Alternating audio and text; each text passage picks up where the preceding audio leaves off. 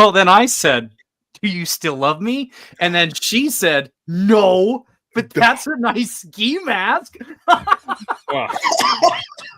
Man, I did not see that story going there. That is the craziest ending. Are we live? Welcome back to Random Table, everyone. What about the cougar? I'm sorry. Oh, I'm here. Well, we paid her and then she left. Pre-show stuff. Right. Welcome You back just to have to Random be Table, there. everyone. I am here with Scudder for Mike, Dundermoose, and Patio Cakes, who has never been with us before. But Patio Cakes, if you want to introduce yourself, who are you? What do you do? Ooh. Hi, I am Patty. I write and play games, and sometimes I draw beautiful women for other bald gingers on the internet. I'm gonna try. Oh, I'm also Harmony's meme smith. So Harmony's got a comic smith, but I'm also Harmony's meme smith. That's not something she pays me to do. I just take pictures of her when she's not looking and then make it profile pictures for her and stuff. You know, it's kind of cool. Doesn't pay well. I feel like this intro took a turn. Oh, okay. Wait, you think I drew those? Those are real life pictures. Remember that one where she got caught like keeping players in her basement for like days on end for one time? The ski mask one. That's right. That laser thing you did was awesome, by the way. I feel like we need to start over. This was the dry run. Oh wait, we are live. You guys got me so good. Right. So before we go any further, my ear trumpet has been struck by lightning. Thank you so much for the $2. Patty slumming it on YouTube. Yeah, how does it feel, Patty, to be on YouTube? You are normally a Rumble guy. Merc always calls me out for that, and I feel like if I get caught one more time, that'll be my third strike, and then the YouTube guys will like leave their cool secret tower and then come, I don't know, do the Pinkerton thing at me. So I don't know. The company has to be really good for me to get onto YouTube. Heck yeah. So it worked out that way. Oh, awesome. Yeah, I've seen Ear Trumpet around a lot. He's been supporting everybody. I like that guy. Yeah, for sure. And so today we are going to talk about campaign prep. Like how much of it do you do? What is zero prep? Should we be zero prepping? What is campaign prep versus session prep? And I kind of want to go around and get everyone's initial thoughts before we really get into the discussion. How much prep do you do? Are you a zero prep person, a prep all the time person? Like, do you prep for fun? I kind of want to know your guys' views on this because we didn't actually really discuss this in depth before the show because I wanted to leave this for purely show conversation. So we'll just go ahead and start with Mike. How much prep do you do? Are you a zero prep guy? I am not a zero prep guy. I think that there are a lot of people in the BroSR who advocate for complete player autonomy. I like world building. I love it. It comes up and saves me a lot. I do it for fun. I may be addicted and I don't care.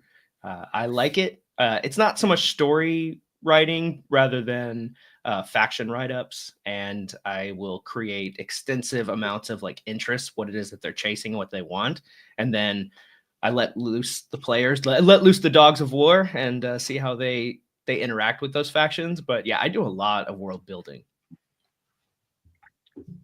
All right, Dundermoose. Who's up next? Okay, I don't have that cool laser effect, but I can do this. Whoa, what's up? There's a USB party going on. I don't know. Anywho, prep. Oh my goodness, prep. What a huge topic. How various are the domains that we could apply this to? Are we talking DM prep? Are we talking player prep? Should players prep? Is there do they need to do anything before they just show up staring at their phone while you try to read room text to them? Are we talking campaign prep? Are we talking module prep or session prep? Are we talking zero prep?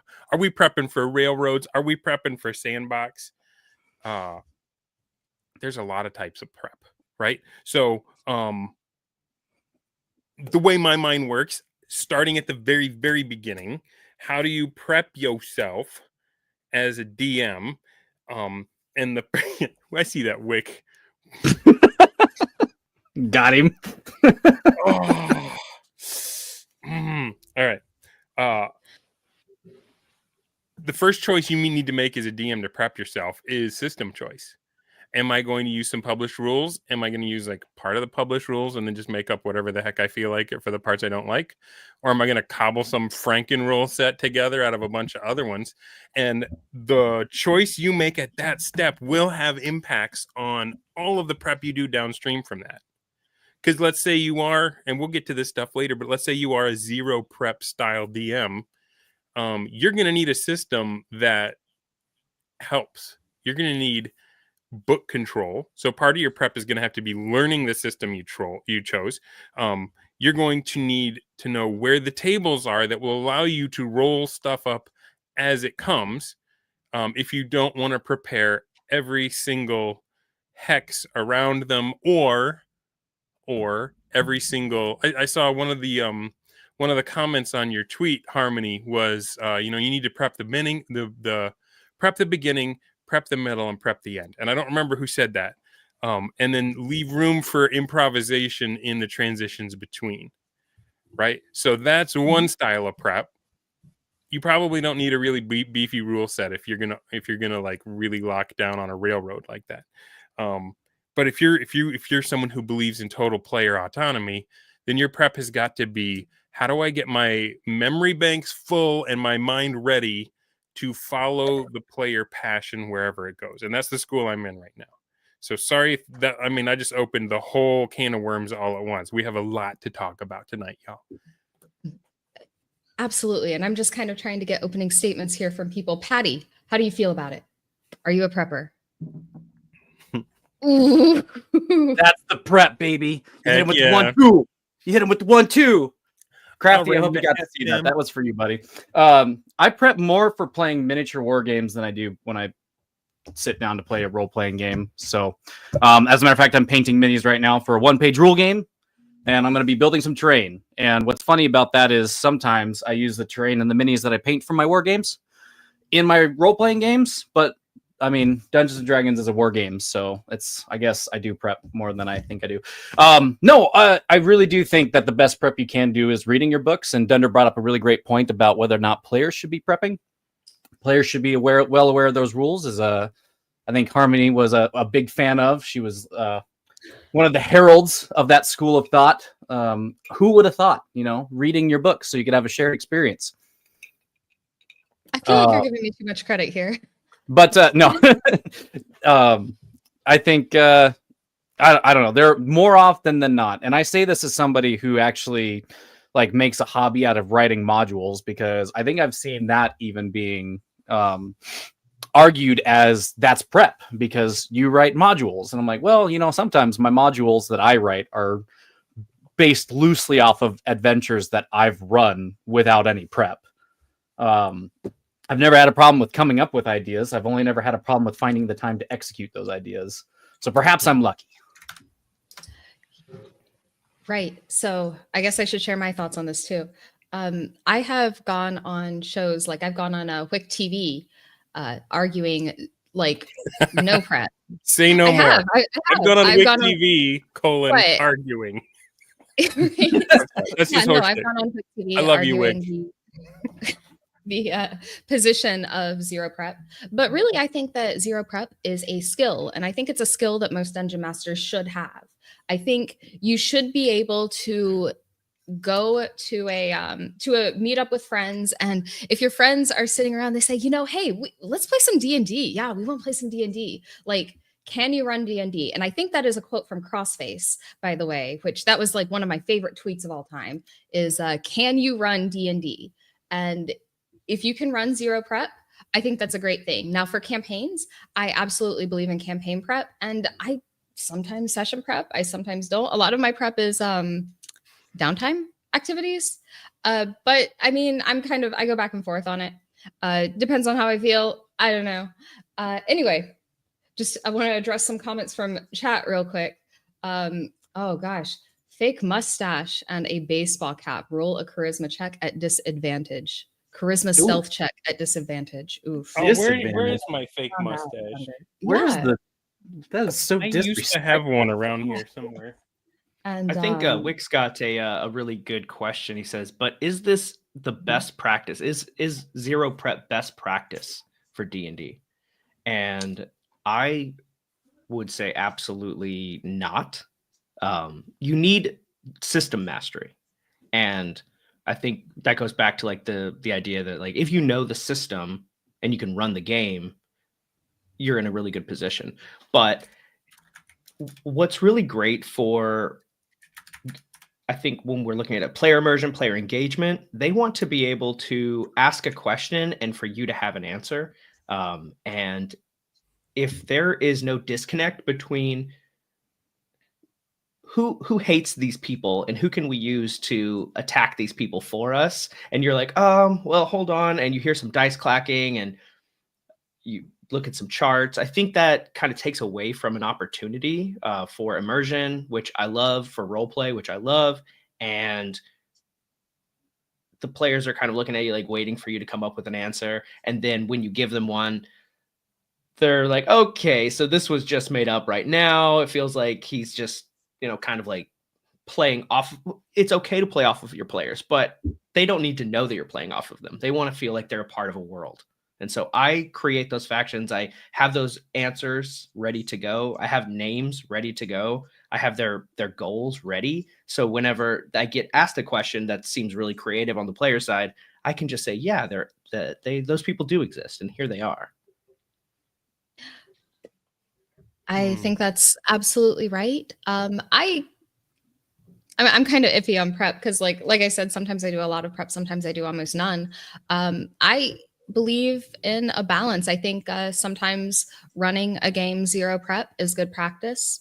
I also think I like to put in a little bit of zero prep every game, if that makes sense. Like sometimes if I know the players are going to a pyramid, I'm going to spend prep time like figuring out exactly what's in the pyramid.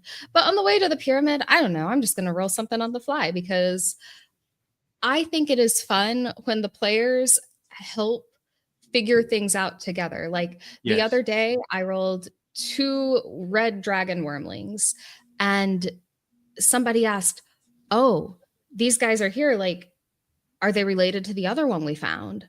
And like, I hadn't thought of that. And suddenly it made sense. Right. So it's good to have things like come up and have the table sort of interpret roll results together.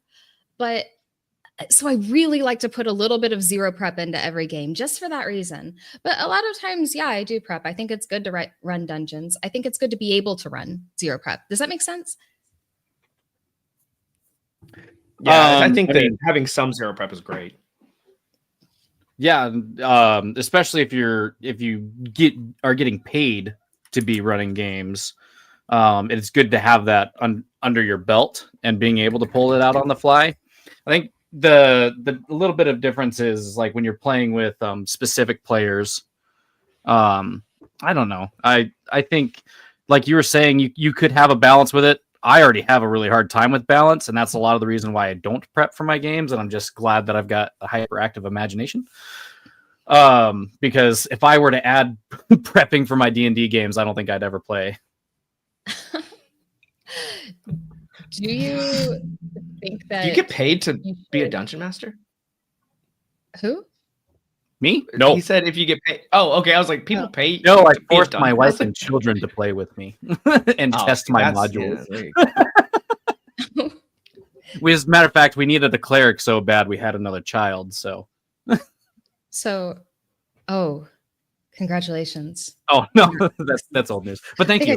I think I told you that then. Yeah. But do you guys believe in rolling random encounters before the game?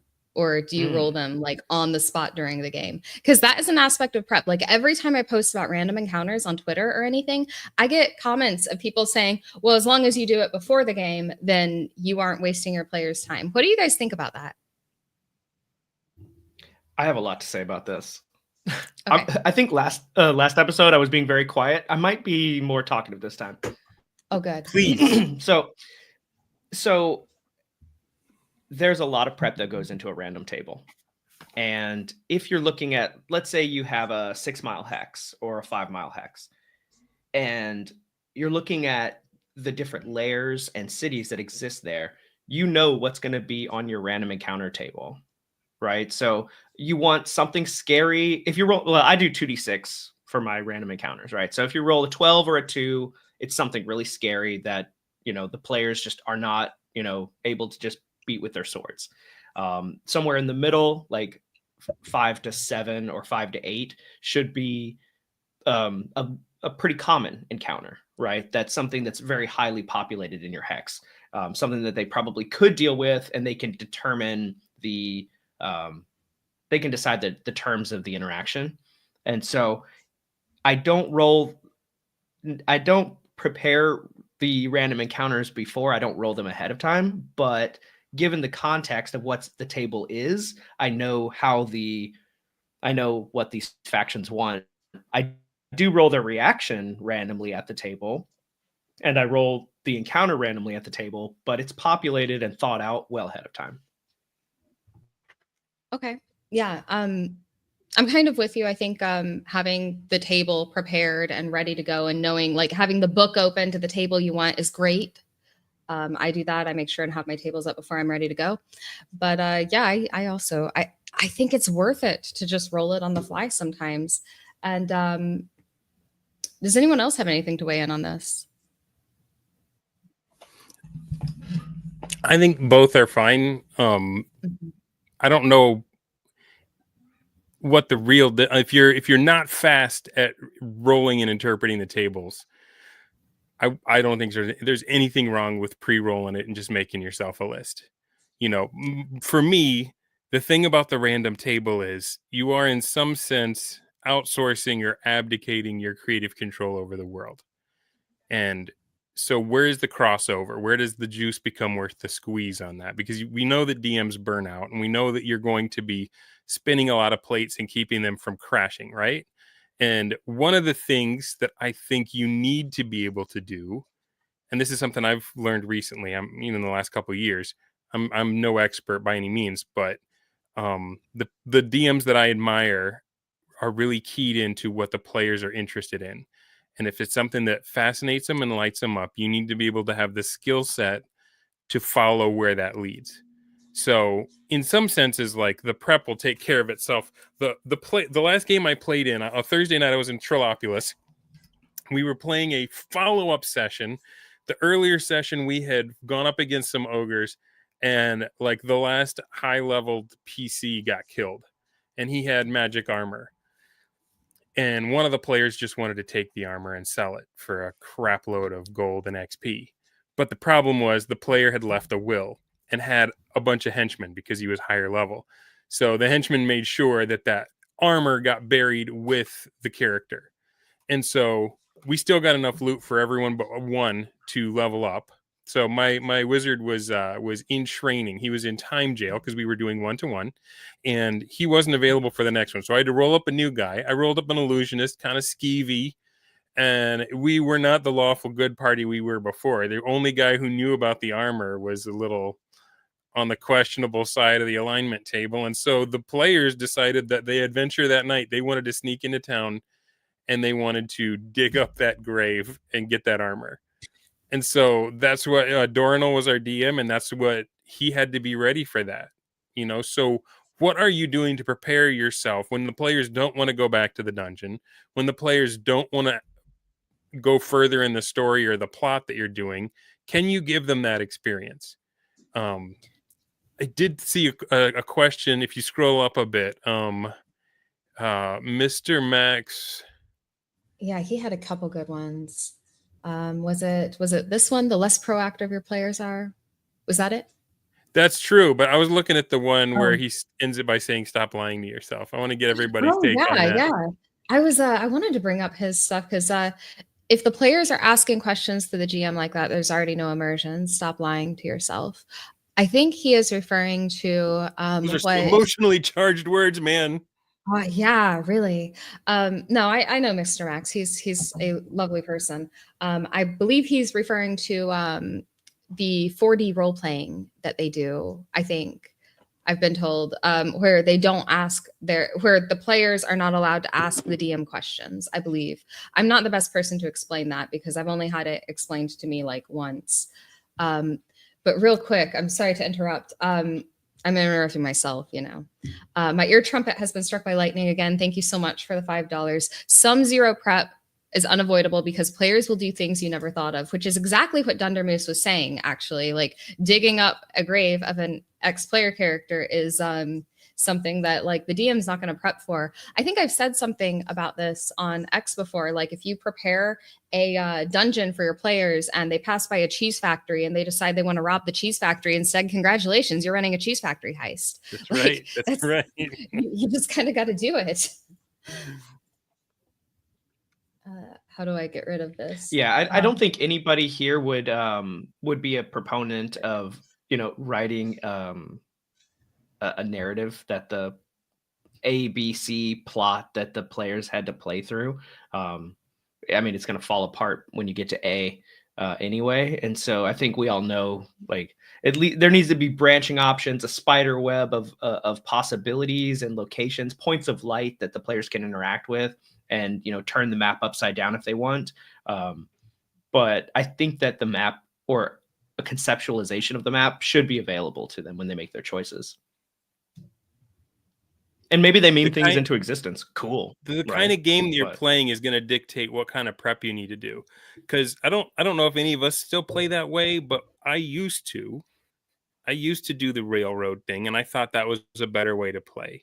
And so there may be people watching that are still there, that like still enjoy that. They want that critical role style, cinematic. They want the rising action, the climax, the denouement. They want to kill the monster on their last hit point, that kind of thing. How is the prep different when you mentally move from that model to more sandboxy stuff? And does the prep become better? Does it become easier or more fun or less? I know that my players. Oh, go ahead, Harmony. No, please.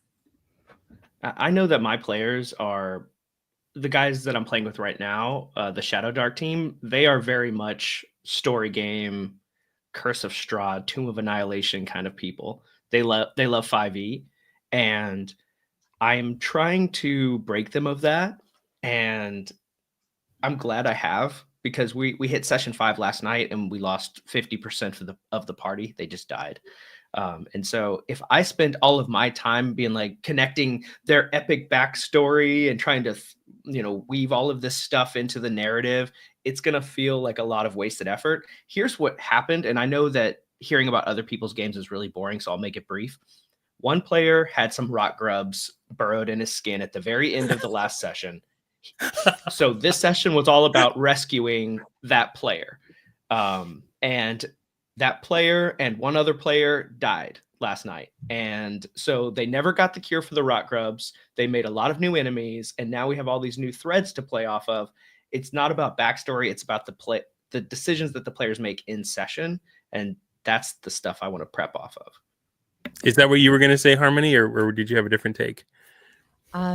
Well, I have so many takes about this, actually, because I'm somebody that went from story gaming railroad modules at some point to just wide open sandbox games.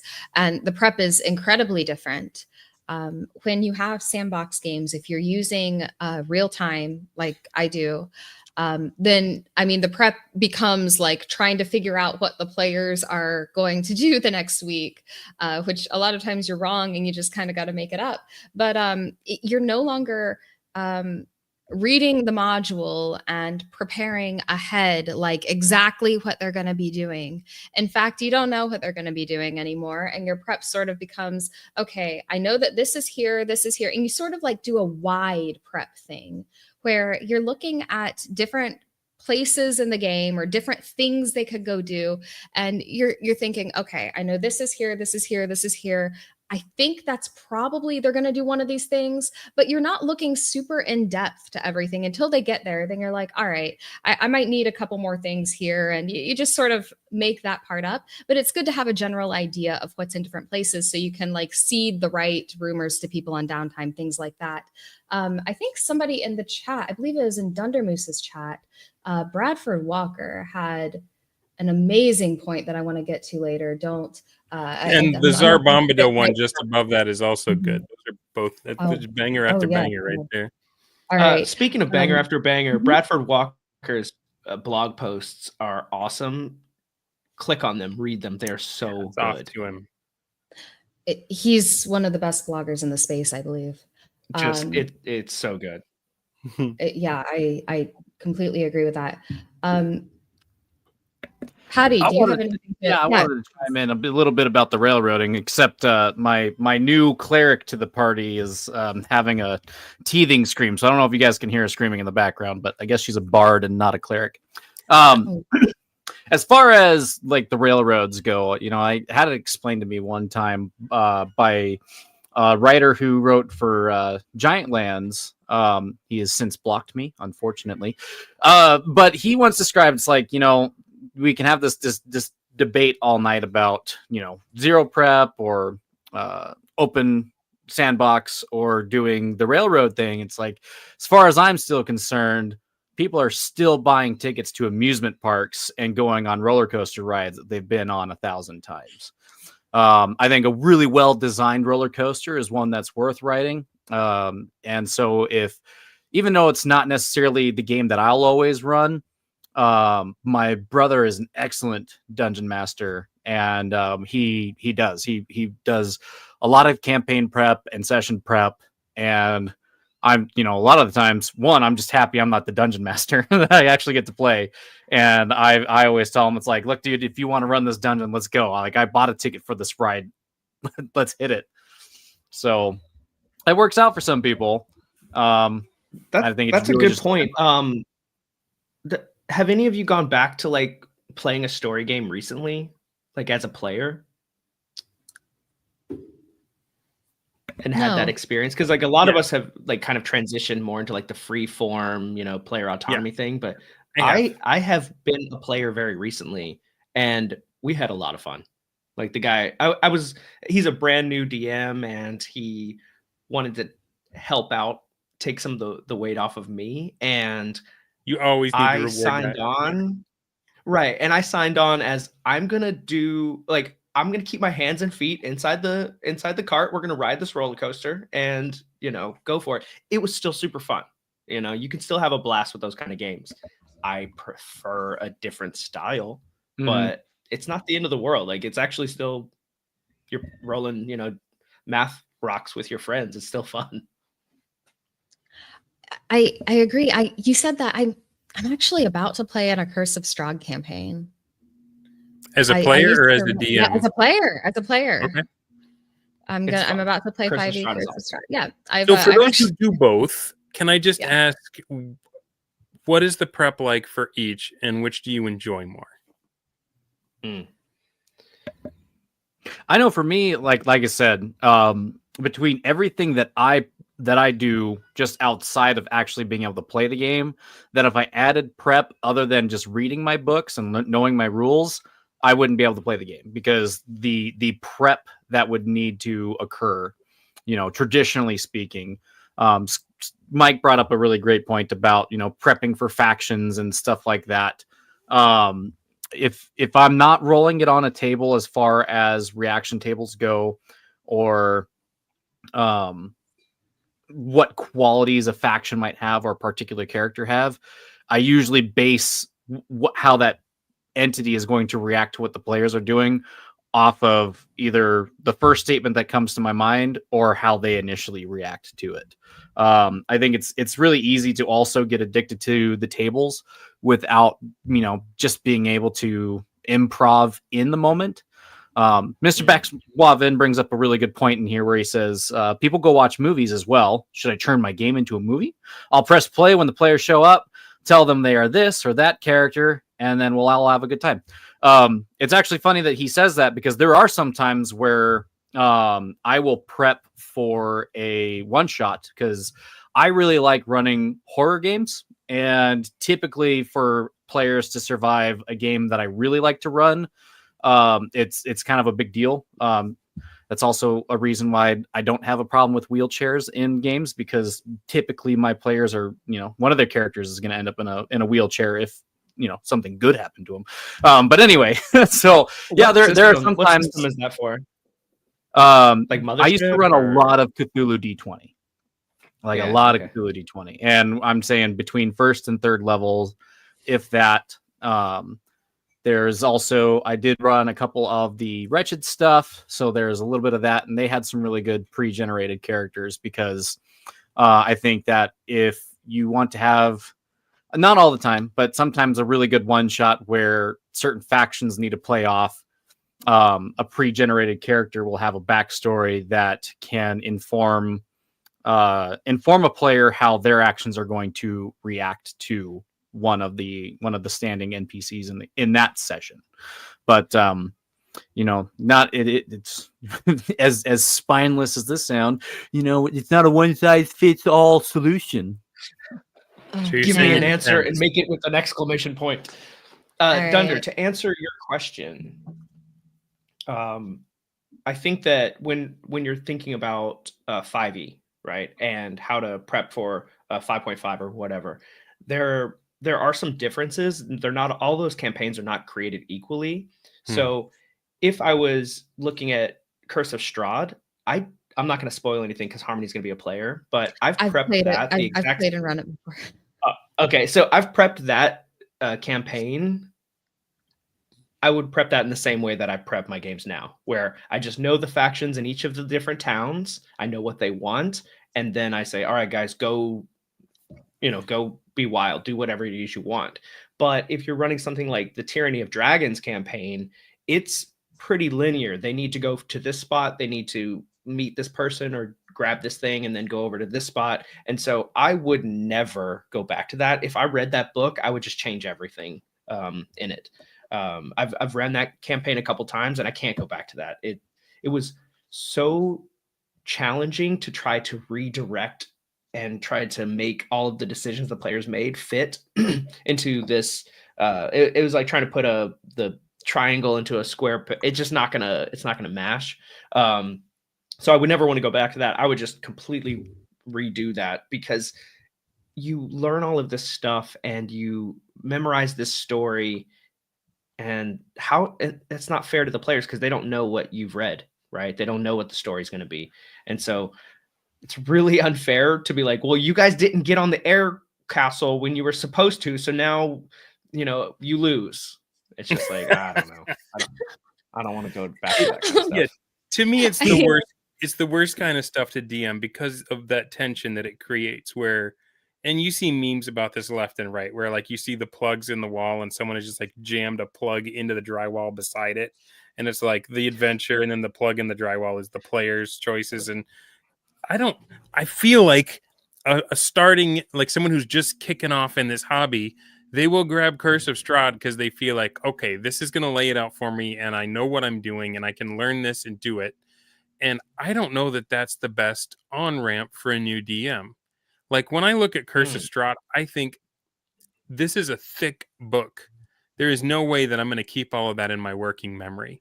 I'm going to have to try to read just as far ahead as I can from the players, but I'm going to have to read the whole thing first just to make sure that I don't accidentally let the wrong character die before they have their moment or things like that. I feel like one of the reasons that I've naturally moved away from that style of game is because I'm not a good enough DM and it's too hard for me. Interesting that you say I wouldn't. Yeah, go ahead, Harmony. Interesting that you say that. So first of all, I have opinions about the Curse of Strahd, and this isn't really the time for them, but I'm like probably the one the one 5e person in the world that hates that campaign. I really just don't like Curse of Strahd. I like Ravenloft. I think it's probably the worst version of it. But anyway, what was I saying? I totally just we were got talking on about the kind of prep that it takes to run a Right. conventional railroad game. It's completely different. It really is, because you want to know exactly where your players are going. And I think there are great modules. There are great modern modules even that that are not railroads, that do not cater to the railroad story gamer mentality. You guys want to guess what I think the best modern official Wizards of the Coast 5e module is, and you won't guess it. If you didn't say official, Tomb I of was going to Annihilation. say Shucked Oyster, but I anyway. don't think it's Tomb of Annihilation. I think there's a better Really, one. that and one's people so sleep on it. good. People sleep on it. There is a really good 5e Wizards of the Coast module that was released in Waterdeep Dragon Heist? 2015. No, I like that one too. That one was pretty good. No, You Princes of think the it's good for like Apocalypse. open play? Lost I do. Oh, I Mines, haven't even Van read Princes it. of Delver. the Apocalypse. Princes of the Apocalypse. Okay. Okay. That Huh. is I have it. I a haven't read it. town next to a mega dungeon with all sorts of points of interest and a hex was right. crawl. It's a great one. It's actually the best modern module, and everyone sleeps on it. But Yes, the elemental evil take, right, on 5e's elemental evil take. I that's think cool. it is. I think it's actually the best one, and Chad is going to hate me for that. But I I mean, Raven Curse of Strahd Mhm. is incredibly good. I don't know where you're going with it, but yeah, okay. It is a hot take that you don't like that. What I would offer Dunder is if you were to ever go back and try, you would only want to prep like the town that they're in. You don't need to know the whole map. Like, yeah, the idea that you have to read the whole book ahead of time is just ridiculous. I would just focus on, we're in Barovia. These are the 5 things I need to know about Barovia. When you head over to Valaki, it's like, okay, these are the 10 things I need to know about Valaki. It's I mean, you got to but... do the tarot and figure out where the powerful goodies are, right? You do. Yeah, but I Absolutely. mean, they can't just, teleport to those places, right? Like they have to hex crawl, which is, a process. And so it takes, so you have time. I appreciate it. You're wasting your breath. I'm not going to run that. I actually like 5e. I'm a 5e stan. Your I like breath. every So- system. I just love it. So I want to go back to like that super amazing comment that I don't even remember who it was that left it. It was right before Bradford's comment on Sar Bombadil. here we go. Sar Bombadil. This is where having plenty of Appendix N reading under your belt is a huge advantage. The more of the founding fiction you are familiar with, the easier it is to improvise. All right. So I'm going to say a couple more things that some people aren't going to like, but I'm going to say them anyway. Because up until this year, I hadn't read much of Appendix N. I had read Lord of the Rings and The Hobbit, and I started reading Appendix N this year. And of course, I think we all know who it was that influenced me to do this, because I was trying to run a one-to-one timekeeping big grand campaign where my players were playing as gods, and of course, Jeffro Johnson messaged me, and we started talking, and he was like, this is what you need to read to do this. And he gave me a reading list, and I've been slowly working my way through it. I don't read as much as I should, but I have been slowly working my way through Appendix N. And the more I get through it, the more books I have read here, the more I think Sar Bombadil is exactly correct. It's strange to read this stuff and then realize that this is what a lot of old RPGs were referencing and were drawing from. And what's happening is now I have this group of friends who are playing in my campaign, and I don't want to say anything rude about my friends because they're wonderful people. I love them very much, but the shared literature, the shared lexicon, I don't know if lexicon's the right word for this, but the shared literature we have a lot of times is other games. And it seems that a lot of DMs and a lot of games are referencing other games, and they're not referencing the original literature that these games were based on. And so things are becoming more and more like self-referential. Does that make sense? I'm sure I'm not the first one to have this sentiment here, but it seems that having that literary background is actually very helpful, because it puts in my head, like, if players are going to a new and mysterious place, I'm thinking like the King of Elfland's Daughter, where like you have the whole beautiful mystical Elfland, and that's what's in my mind now. And this stuff is kind of slowly just changing how I run games. So you brought up Yeah. King of Elfland's Daughter. I've actually used the principle that the Fae is it has a different time than the material plane. And so for every day that my players spend in the Fae, it's a week in the real world. So they have to pay for that downtime. So like every choice that they make to go into the Feywild to get like treasure and like interact with like the weirdo elves and stuff, they come back and they're like, oh, now it's a month and a half before I can play this character again. So But fun. it's been 100 years in Narnia. Was C.S. Lewis a bro? Was he doing 1-to-1 Narnia? C.S. Lewis was a bro. See, what I've referenced directly from King of Elfland's Daughter was the where the world ends and becomes Elfland. Like the humans, they can't even talk about it. They can't even tell you like what's east because east doesn't register to them. That's the thing that stuck with me from that, or like one of them early in the book. Yeah, they don't understand that that's even a direction, which I liked that. I'm sorry, go ahead, Patty. I was gonna say it's interesting because my scandal is that I haven't read much of Appendix N at all. I've read some Narnia, I've read Lord of the Rings, but other than that, it's most of my favorite books were Edgar Allan Poe, H.P. Lovecraft. I read Stephen King when I could stomach his personality. A lot of John Irving books and like Catch-22, and it's really funny because I think. Looking back at it now, it's not something that I talk about a whole lot because I don't necessarily bond with people over like Appendix N so much as I bond with them about the thought of Appendix N. Only to now really like think about it as you guys are talking about it, I'm like, holy crap, yep, I realized that now a lot of my games are super referential to all of the like horror movies and horror stories and anthologies, and that's probably the reason why I like running one shot so much, is because I really like horror anthology tales where you can read it in a sitting and then read it again some other time, and it doesn't take a whole lot of time. Yeah, the do you count that as prep though, going through and studying your Appendix N? I have seen the argument that it was. I don't agree. I don't think that's prep. I think that's just reading.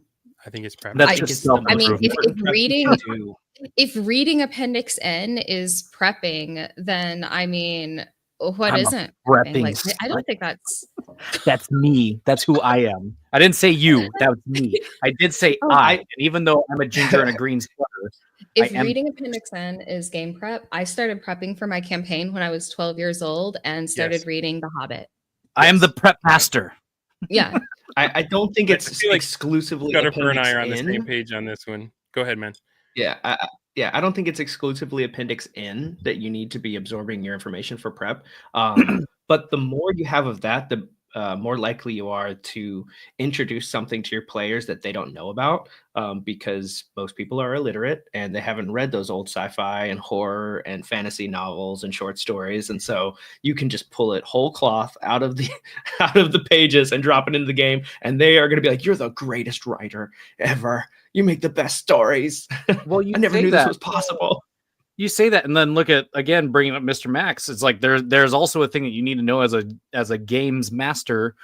You are there to play a game with your friends. It's no big deal if you come up with the coolest thing on the spot, And I do agree with that. Like, people have like this mental block in their head that it's like, man, if everything isn't like this, campaign defining moment that people are going to talk around the water cooler for years to come, then what am I even doing? Like, why am I playing this game?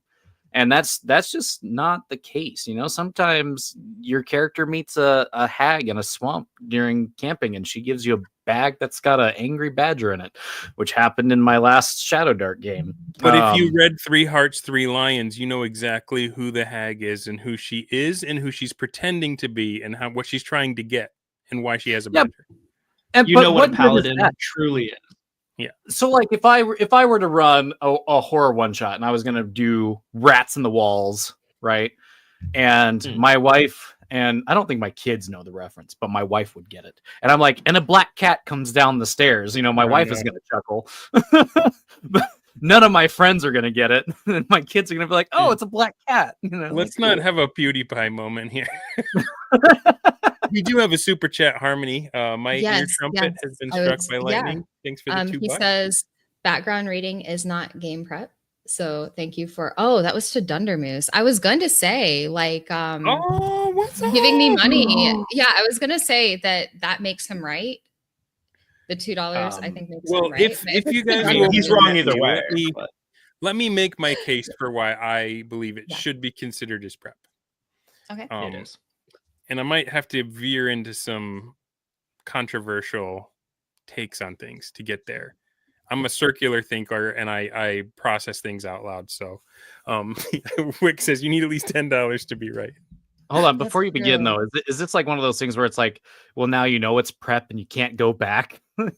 Anyway. I don't know if it's one of those things. Here's my thoughts. Okay. So last year, I came out with a couple videos on how to play the bro way. Right. And I was like, how do you get started? And, Gary has 3 things that he starts you off with. You need a starting town, you need a dungeon, and you need a little bit of an overworld. Right. So I was using Appendix B, Appendix C, whichever one gives you the hexes. See as monsters. So Appendix C was what I was using to populate the world, and I was doing it in a sense of solo play, which I think can be prep for getting the book control. And shout out to Crossface Killa for giving us the concept of book control. You play by yourself in order to get good enough that you're not fumbling around for the rules in the moment, right? That you're not slow, that you have that skill. But what it led to was a lot of random generation for the world, random generation for the dungeon and the room layout and what's in it and that kind of thing. And so that's an easy crutch to go on, but you got the slider all the way towards that random generation where you're not really contributing anything, you're just discovering it, right? The best is when there is something of yourself in there. The best is when it has some kind of resonance. And so I don't think it's enough just to roll that up and call it good. That'll get you from 0 to 1, but you don't want to stay at 1. You want to go beyond that. And so what is in your sack of tricks? What is it that you are carrying around with you that you can apply both in the prep stage when you're making this world, but also in the moment when something weird happens, when you roll up a random encounter? And I think that's where Appendix N comes from, or comes into play as part of that prep. In the video, it's been a year, so I may be misquoting myself, but I'll forgive me. I said you carry around a big net behind your head, and all this flotsam and jetsam gets caught in it. And every now and then things connect and become a new or unique idea that you have to see happen somehow or way. I think filling your net with the seminal works that first edition Dungeons and Dragons was written to be an emulator of is going to give you tools to hand when those things happen. You can just grab them and pick them up and use them. And that's how you slide it a little bit away from pure random generation, more into that. Now we're playing with what did the game give me? What has literature given me? And how does my subconscious weave them together into something that I feel is fascinating and important? And so I think reading is prep, but I think Appendix N is the best prep, literature prep for D&D.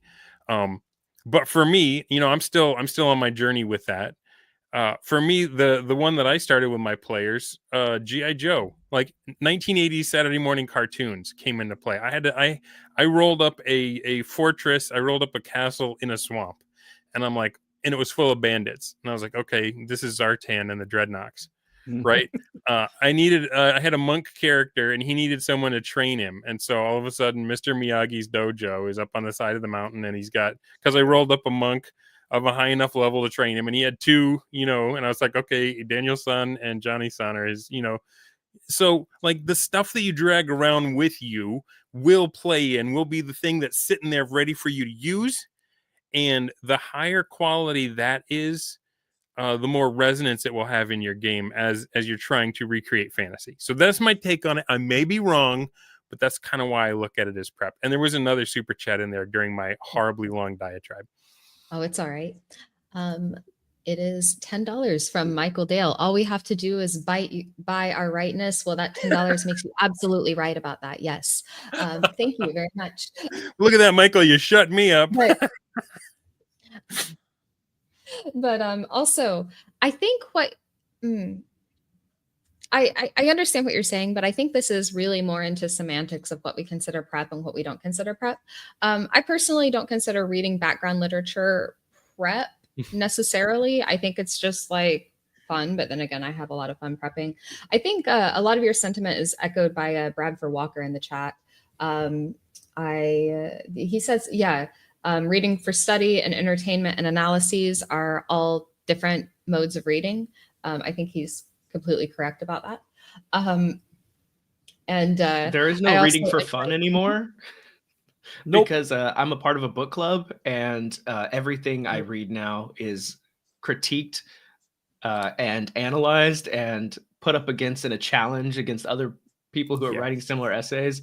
And so there's no more reading for fun. It's alt work now. It's survival. It's reading for survival. I can't look like an idiot. And We're going to talk more about this on Wednesday, Mike.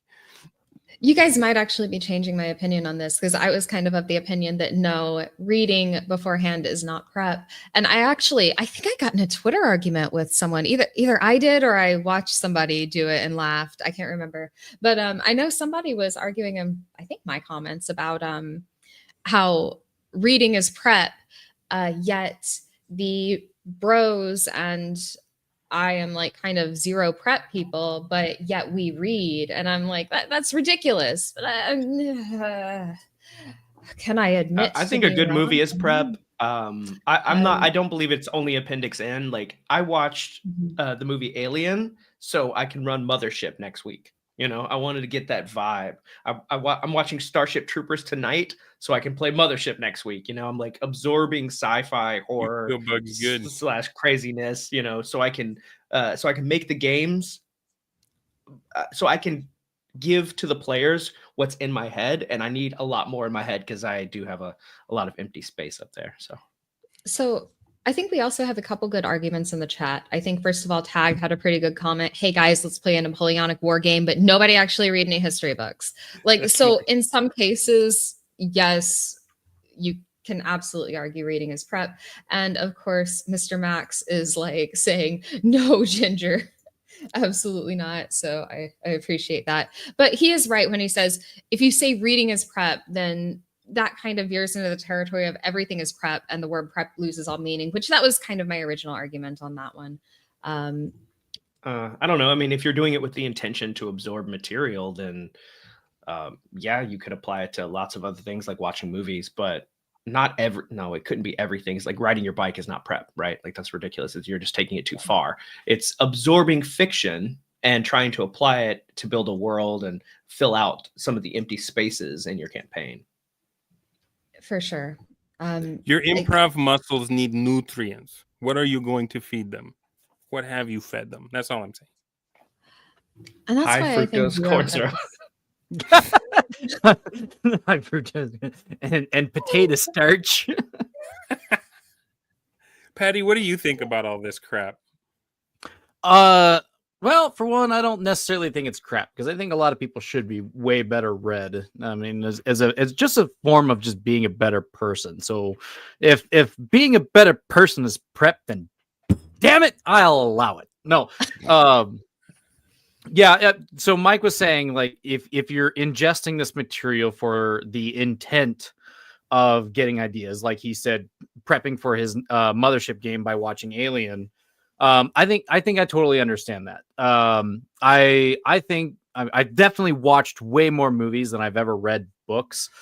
Sometimes I feel like Chip from Cable Guy, whereas like the TV was my babysitter. So I've got an never ending repertoire of movies for which I can pull from and reference. And now I'm questioning a lot of what exactly is prep and what ideas are mine own. But I'd like to think that by the time I get to the table that, whether it's the Saturday morning cartoons that I grew up with, or thinking about like lines from Catch 22, that I am, what was it you said, Dunder? Like, eventually everything is old is new again. And, sometimes it's hard to tell what's in between with your mind net. I don't know if the argument is true that everything is prep, then I will hold myself in the high austere thing that I have prepped more than anybody on this planet combined. No. I don't know. Again, I when I look at prep, when we look at what the actual word is meaning when it's said, I think of somebody who's writing down notes, somebody who is preparing compendiums of lore and knowledge, and perhaps the players don't have a filled out hex map, but you know what the regions are. That's something that I just don't do. And again, that might really be because of the nature of how I usually run games is one shots. I really didn't start running long form campaigns. That's a good point. Until I started a family. When I was in the Army, I was lucky to have a player that played last Wednesday in my session next Wednesday, because we were always going on orders, going to training, ETSing, PCSing, new to base, and so on and so forth. So for me, it was more of, how can I get soldiers to meet other soldiers in a really friendly way and not have like this expectation that everyone's going to be friends afterwards. So yeah, I guess my relationship with role-playing games, Dungeons and Dragons, and so on and so forth it's a little bit different. Like I've never looked at the Curse of Strahd because I never wanted to run it. I was never thinking I was going to make it all the way through. On that same token, I've also had the benefit of being able to run as many of the different types of games as I want, whether that's like really high pulp horror to body horror to very situational comedy horror. And then I've also ran some really high fantasy stuff. So I've been able to run a bunch of different games. I've taken notes after the session, but rarely ever before a session.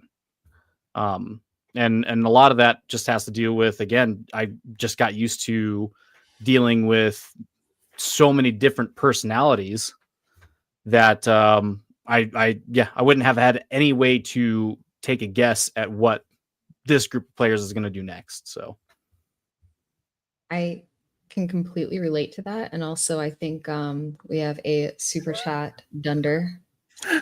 Nice. Thank you, Ear Trumpet. A small contribution to Dunder Moose's hat budget, which is a voluminous budget and needs all the help it can get. So thank you for that. Can I sidetrack us just for a second?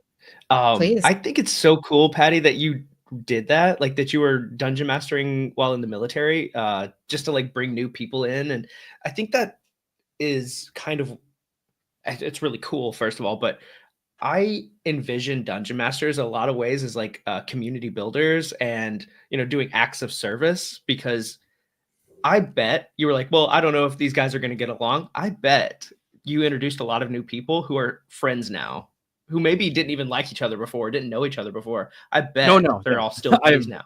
There was one time when I was deployed to Kuwait, I was running a Cthulhu D20 semi-historical that was like 1,000 years in the past from where we were geographically. And I got 2 players and most everyone. And I also got a really funny conversation about my captain. That's going to be totally off topic. But anyway, I didn't really know what to prep, but I knew that at that time, for a good decade, I was just really into Cthulhu D20. It was the only thing I ever wanted to run. And a lot of the other soldiers were like, Dungeons and Dragons, that's gay. We're not playing that shit, Yeah. But I made a table out of 2x4s and plywood, and I brought dice with me on my bag to go up there, and I even brought my wife sent me some felt that I could draw maps on if I wanted to, or cut shapes out of like different colored fabrics to make terrain for people. Cool.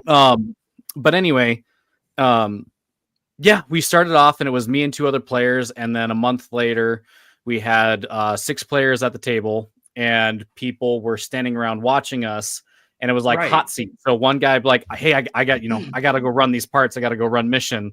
I got to leave. And then so another guy would be like, sweet, I get to go down. You know what I mean? Let's go. And that was really cool to see. There were some people Community. who wanted to get in fist fights with each other. It's like I've seen more soldiers fight each other than I've ever seen them fight the enemy. And Wow. them sit down and share a table with each other. So that was really cool. Yeah, that's awesome, man.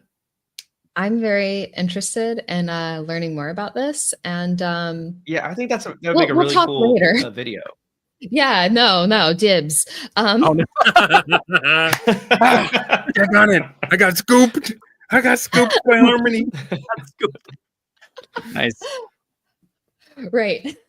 All right, so No, bringing I it back on track then. Thank you for that aside, Scottifer. Yeah. We have been Beautiful. talking about one style of gaming and how you prepare for that. So let's take it to another style of gaming.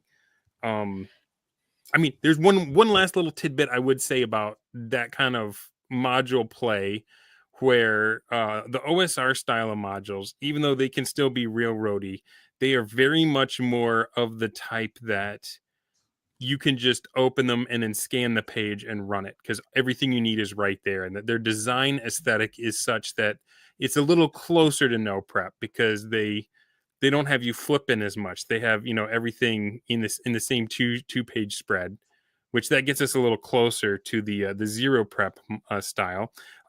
My favorite modules to run, if one must run modules, are like the Shucked Oyster for Shadow Dark, or for Advanced Dungeons and Dragons First Edition. There's one called Night Wolf Inn, which is it's on Lulu, and it is this kid's 1E campaign. He's not a kid anymore. His name is Anthony Huso, but it's a love letter to Gary and First Edition, and it is a place that has a lot of crazy stuff going on. It's actually like supposed to be your guys' home base. It's an inn, so it's kind of like Shucked Oyster in that it's like a place where you'd think you would be safe, and like you got to keep your guard up because things are happening behind the scenes there. But it's not supposed to be the main point. It's things that when they're like, you go to your hotel room and you see like there's a weird like puzzle carved in the 4-poster bed, and like, when you go down to dinner, you see the same shape somewhere else, and like if they get interested, there's just a whole ton of stuff going on. They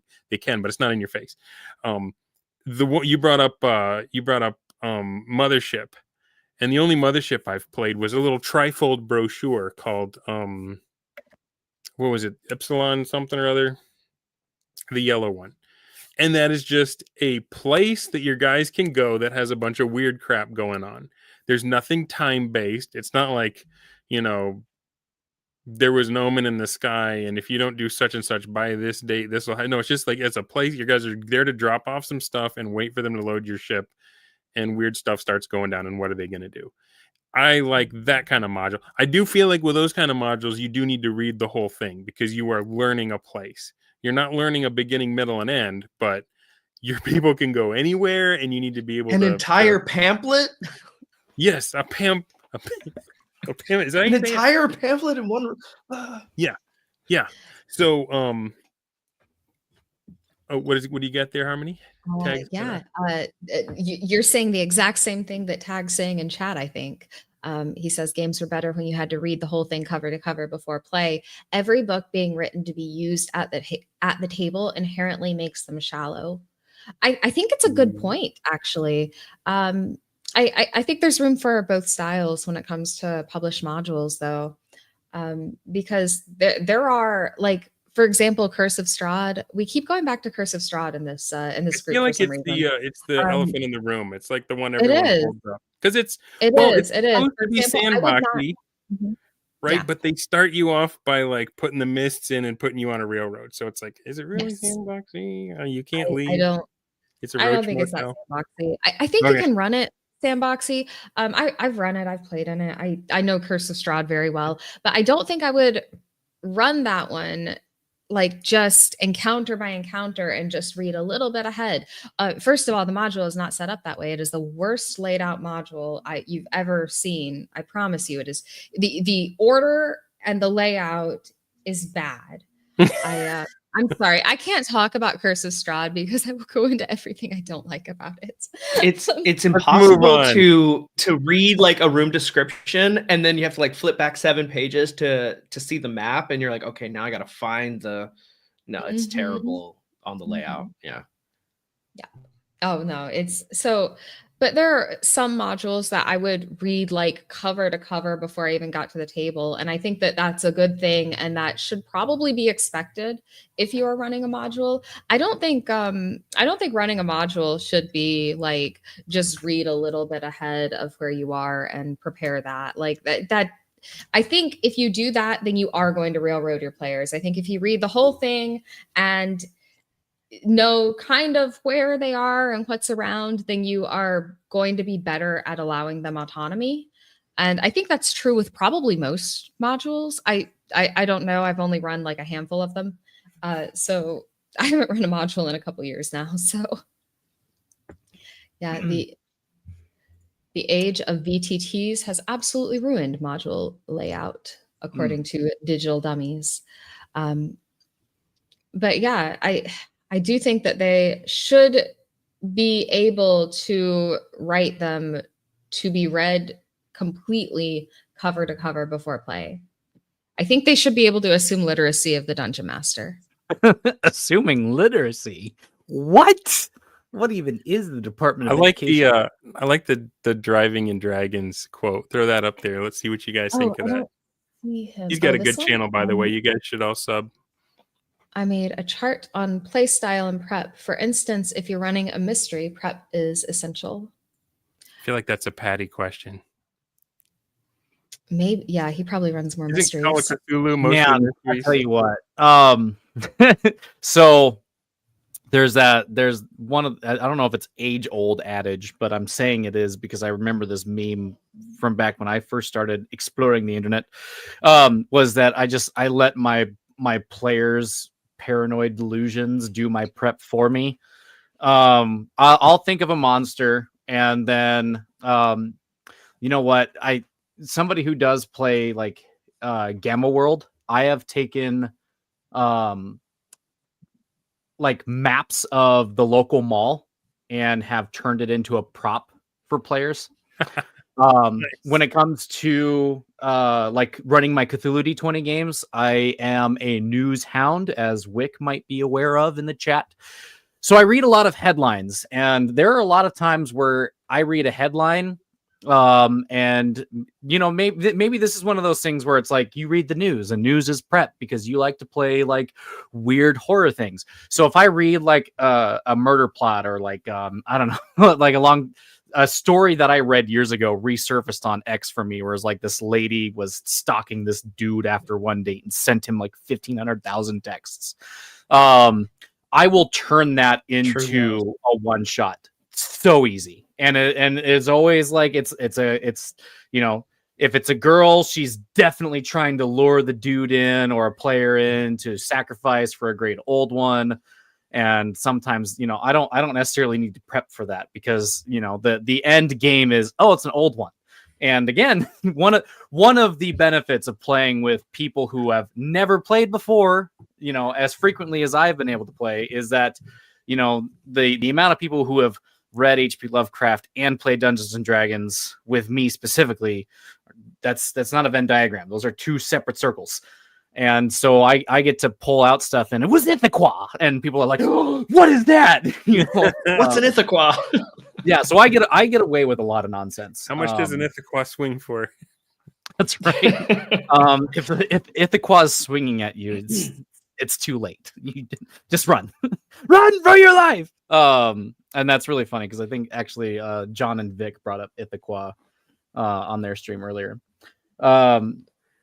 One of the, talking about like mysteries and puzzles, one of the people that I actually do kind of envy when it comes to prep is one of my best friends. It's Captain Graybeard Grendel 13 over on X, and you can look at his posts where, I mean, this guy is like making pirate ship terrain and so on and so forth. But recently he made the Amber tablet that he gave to his players, which is just 3 paragraphs. Well, I mean, they're like haikus almost, but it's all done in a ancient language that the players have to get the code for over time through adventuring if they're going to translate the Amber tablet into a language that they understand and then solve the puzzle.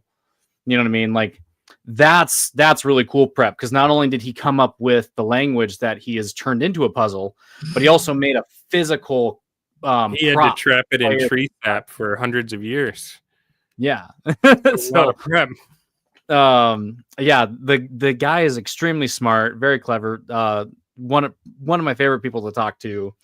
And if I were going to go back to prep, that was definitely prep that I would like to do, because I really did like, back when I was in high school and I was president of Dungeons and Dragons Club, I ran Gamma World when I wasn't swamped with my AP classes and all of like the administration shit that I had to do to run the club. I would run Gamma World, and it was super easy for me to get like flyers, or I would go to like tourist traps and get like, oh, this is a hiking map of Red Rock, and I would give, and then like, here's your map, it's Gamma World, you have this ancient map. Or I'd go down to the mall while I was on a date and be like, oh yeah, sweet, I'm gonna go grab this map of where the stores are, and there's my dungeon map. It's done. I have toyed with the idea of using an IKEA map as a dungeon. That's good. Or like maps? That's not. I don't believe that. That's they're all laid out like a Disney World ride. Oh, but Driving in Dragons actually says here, don't confuse mystery with cosmic horror investigation. Mystery relies on players logically determining answers. That's interesting. They says that, and I'm gonna say I have a lot of problems with mystery games. This is my own opinion here. I am sure that you guys are going to say I'm wrong. I don't think mystery works for an RPG very well.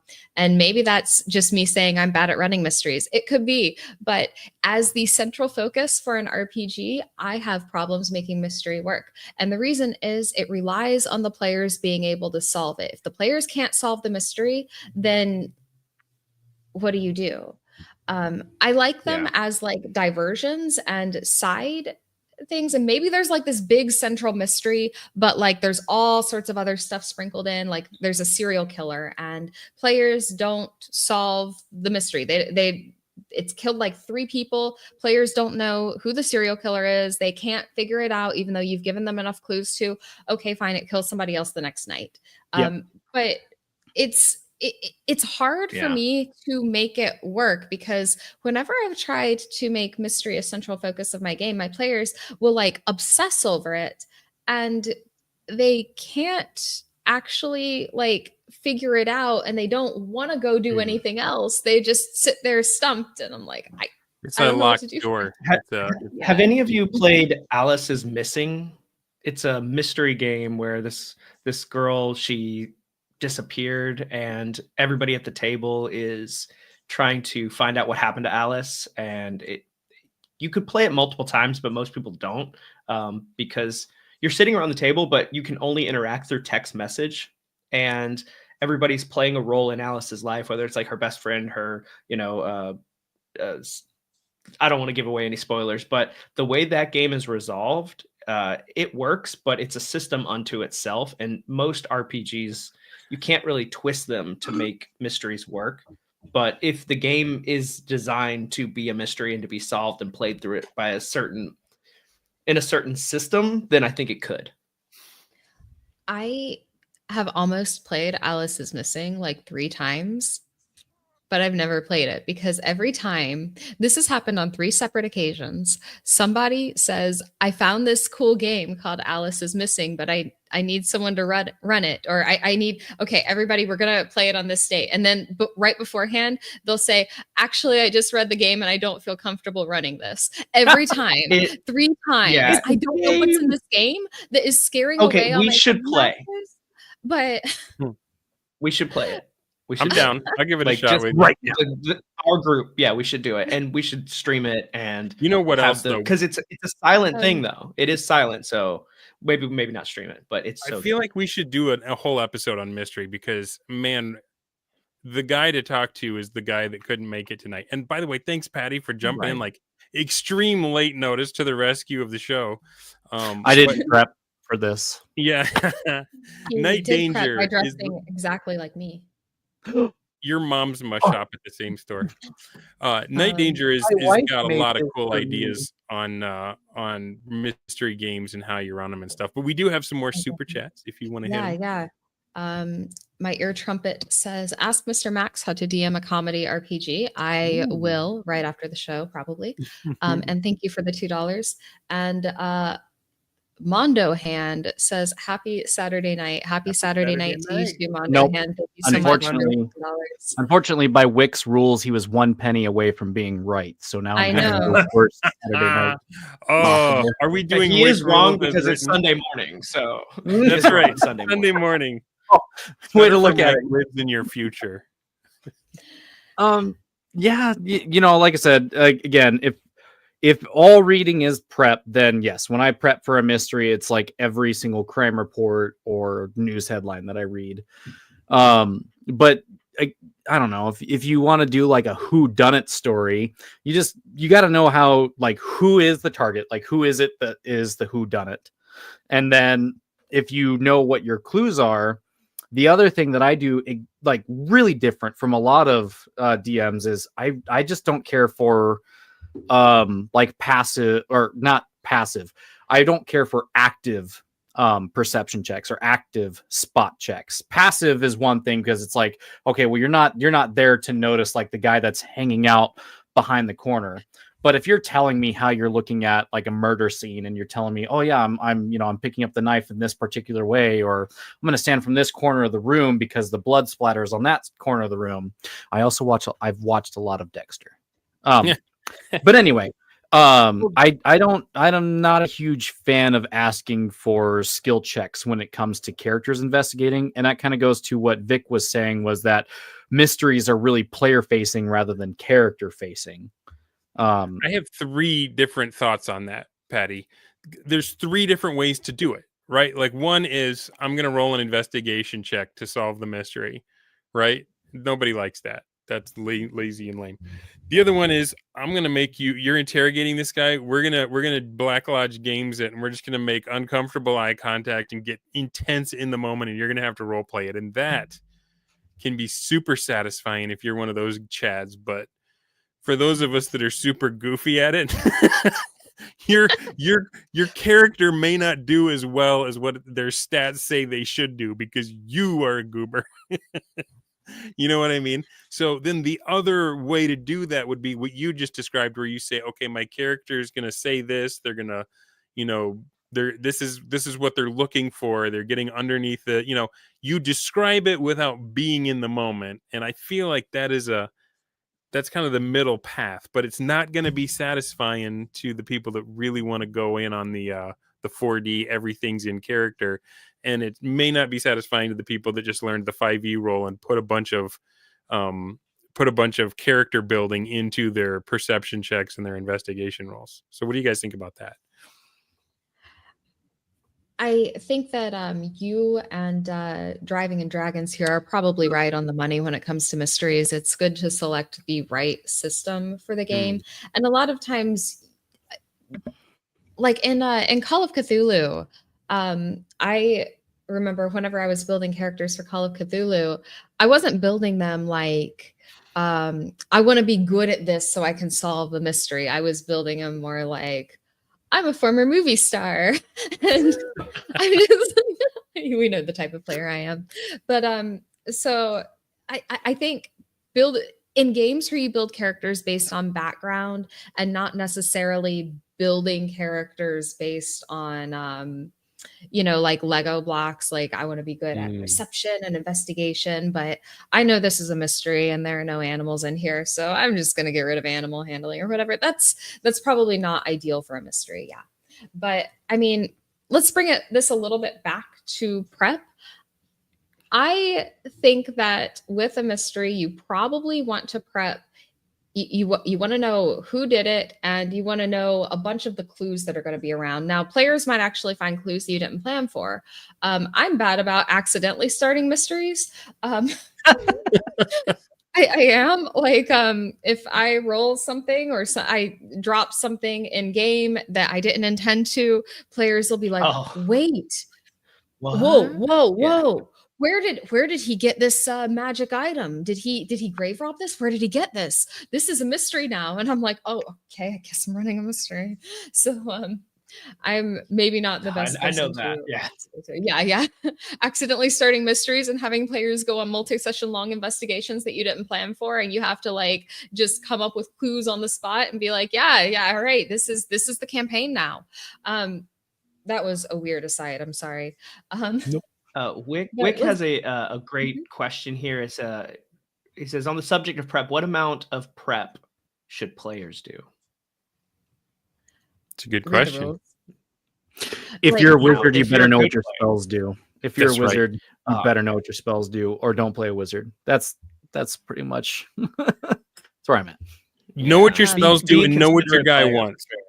If you're a wizard and there's a chance to get some other wizard's spell book and you don't try your best to get that, then you're not playing your role correctly. You know, if you're a thief and you're not looking for a way to skim off the top before the party gets all the plunder, you're not playing your role correctly. So like there's the part of the player prep is know all the rules for your character. So you're not like, when you get enough XP, you're not having to devil the DM with, what do I have to do to level up? You know, what can I do? Like learn all the levers your character can pull. Know your spells and how they work so that you can, when it's your turn, you can make a choice. And then get into that role playing part, whether it's your role on the team or whether it's your role as a character, so that you get fascinated in the stuff that your character would be fascinated with in the world. That's my answer on that. It's Don't both, tell me your right? downtime Like you need. activities. Oh, go ahead.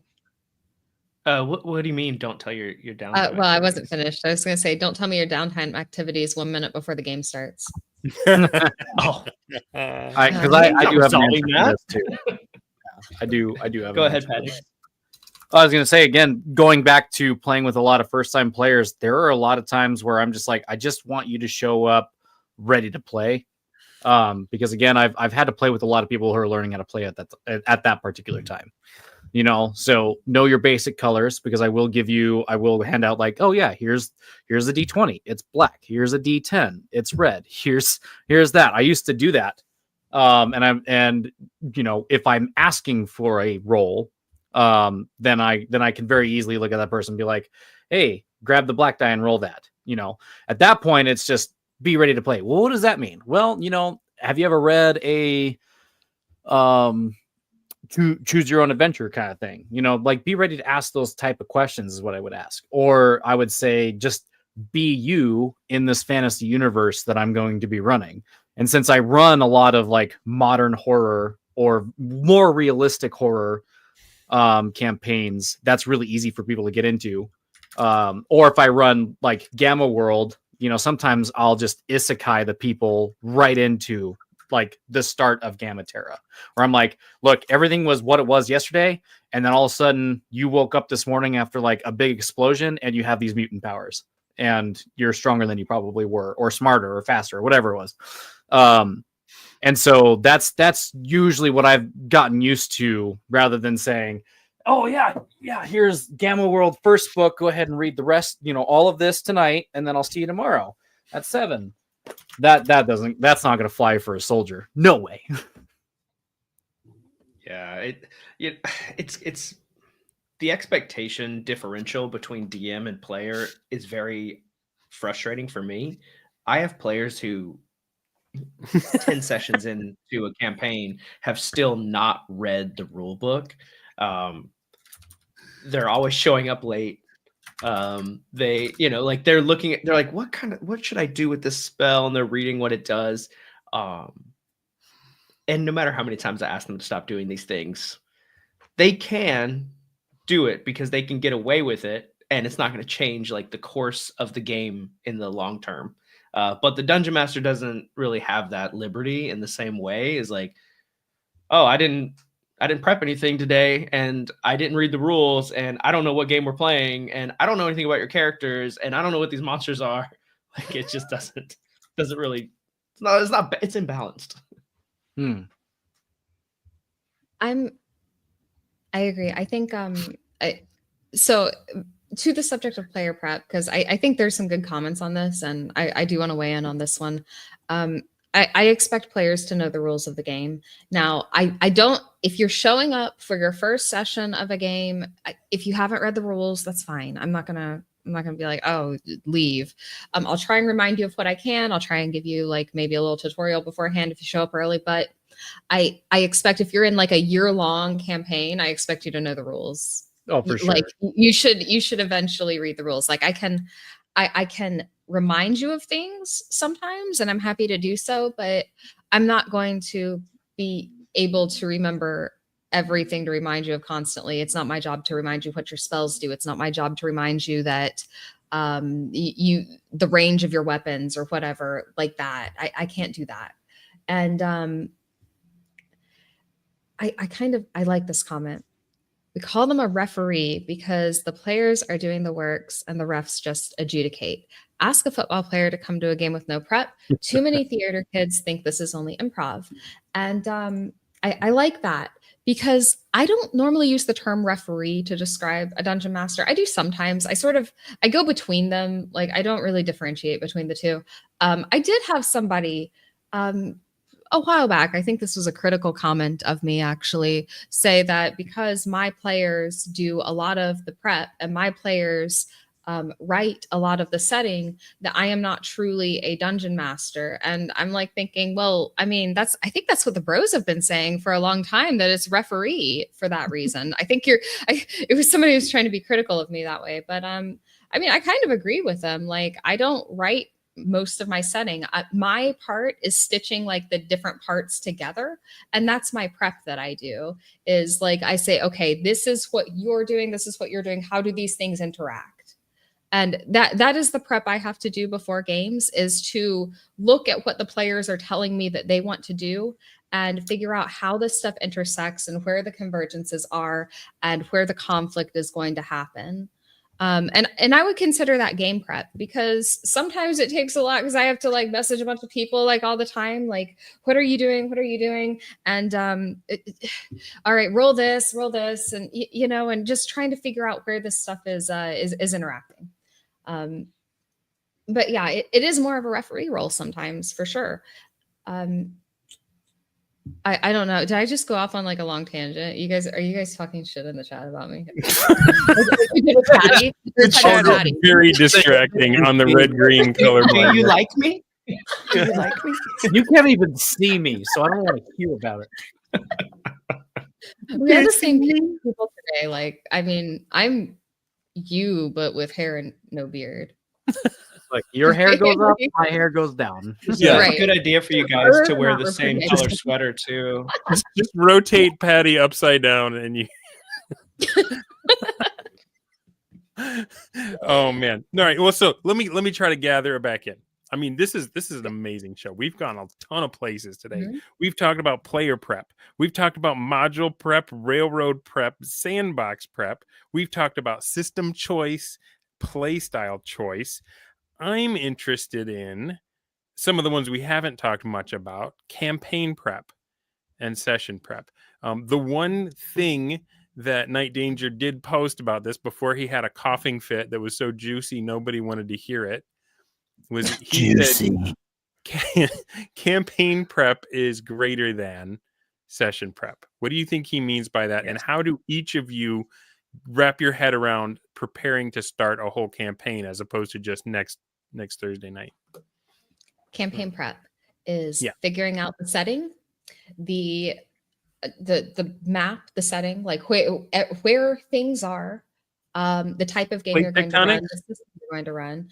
Yeah, sure. If that's a major driver of your campaign, why not? But the system, the type of game you're running, like, because I mean, I think many people know I'm using like 2014 5e with fairly old school elements and one-to-one time, and I had to write out like a bunch of stuff about how my players were going to just make the setting, right?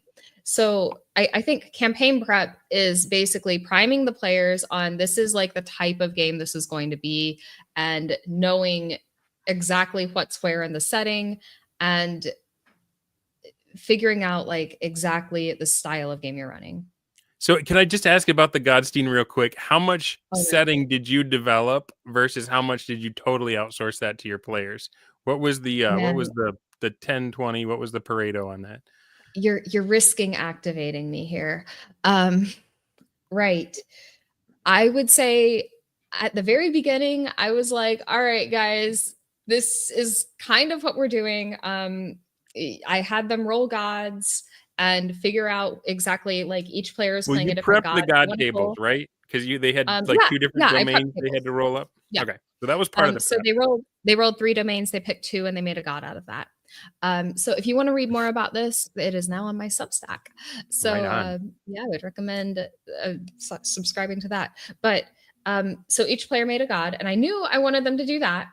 And then from then, I kind of listened to them. I read what they were sending me, and I'm like, okay, this is kind of working for me. So basically, my prep on that, I didn't prep the setting. They prepped the setting.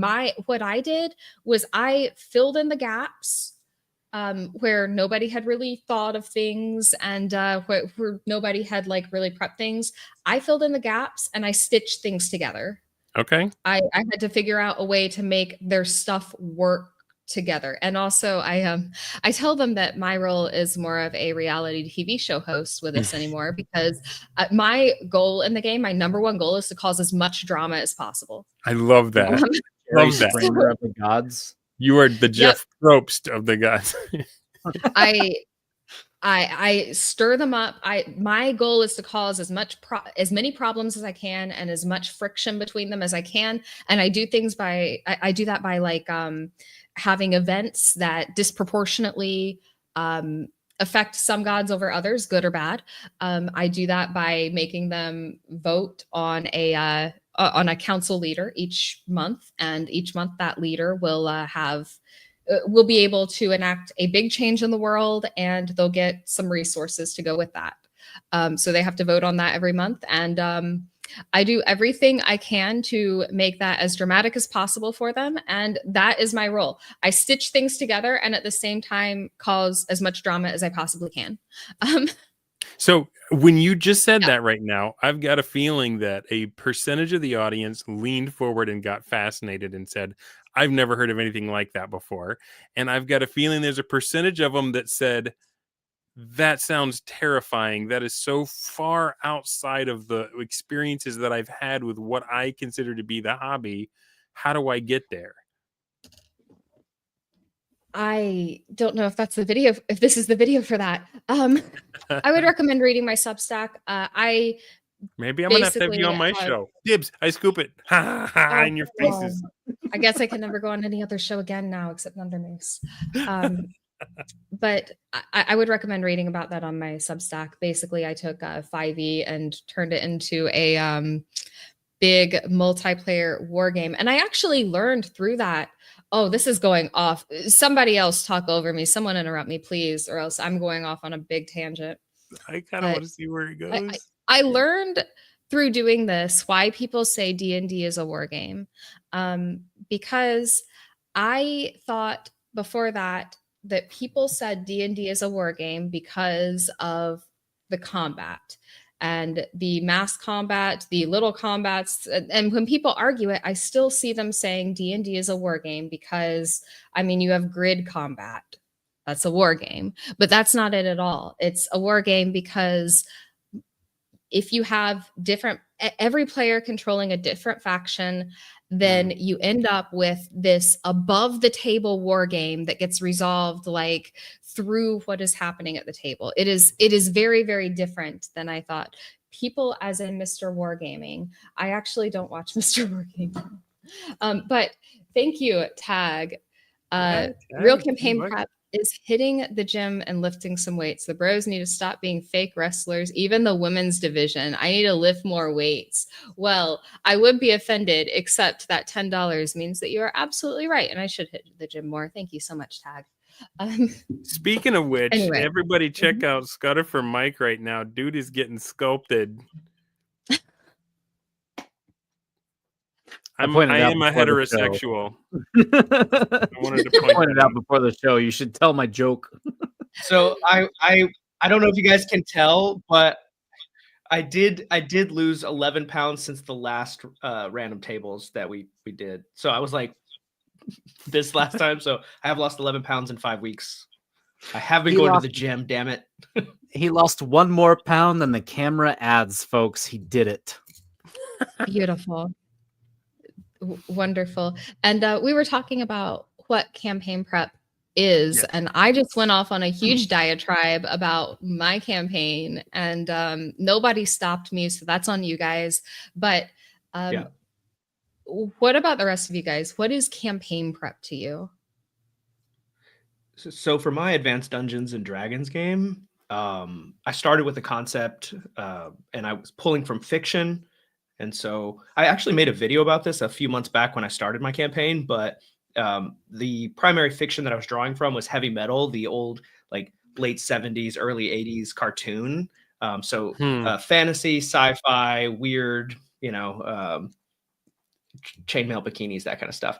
I love that.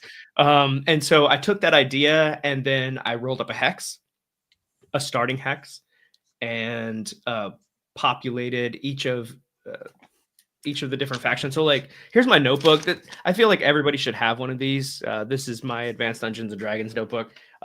It's got the orcs, or hey, he's got his ready to go. It's got the orcs and the like the treasure that I rolled up on the tables. It's got the elves. I did rumors based upon what I rolled in the hex, and so after I populated and gave them all their magic items, I just rolled up rumors on how they would interact with each other. And so I did about 15 of those, and that was for like seeding and hooking the players into the material. The factions, I actually displayed this in the video. It's a random encounter table where a quest is generated every session. When we first started, they weren't really interested in using this, but now we use it a lot. Because the players are always open to whatever. If it's not like a priority and it's like, oh, okay, we have to do this thing, I'll roll up a quest the night before and I'll think about it a little bit and just let them take that if they want. They've used it several times recently. What other stuff do I do to prep? If I have a monster, I'll put the to hit and weapon adjustment table for the monster. But for campaign stuff, like, you just want to know who the power players are and like what weapon they have in their hand, I guess. Right on. Yeah. How about you, Patty? I know you said you're mainly a one-shot guy, but when it comes to like planning an ongoing campaign, what kind of stuff do you add in addition to stuff that's already been shared? So my primary player group is an 8 and a 6-year-old, and then my wife. So we've since then we have added one of my wife's best friends, and then since then again some cousins. So I knew going into this world, as with every time that I've played role-playing games with my boys, there are no human combatants. I think that's kind of like this is one of those things. There are no human combatants, so all of the blood and the gore is going to be like robot oil. Or I'm a huge fan of and everyone can throw shade at me for this one, but food elementals. So they have fought a cotton candy golem as well as a calzone golem. And terrifying. I don't think they're watching this right now, but they will be fighting a pie golem here soon because they work for Mrs. Elderberry. Mrs. Elderberry is going off to the pie baking competition, and her worst nemesis is Mr. Blackberry. Anyway, no. What system are you using with your kids? That one is Shadow Dark, but we are going to be moving to Horde Wars by Todd Ritzma, DM Blackwall here soon. Okay, yeah. I bought. I'm having him on Tuesday night. Yet, but yeah. Oh, very good. Yeah, Horde Wars Horde Wars Advanced just came out, so very excited. Yeah. Reaper Bones had a mini for the Dread Cabbage. I thought was hilarious. It might work well into your campaign. I'm gonna have to find that. My cabbages.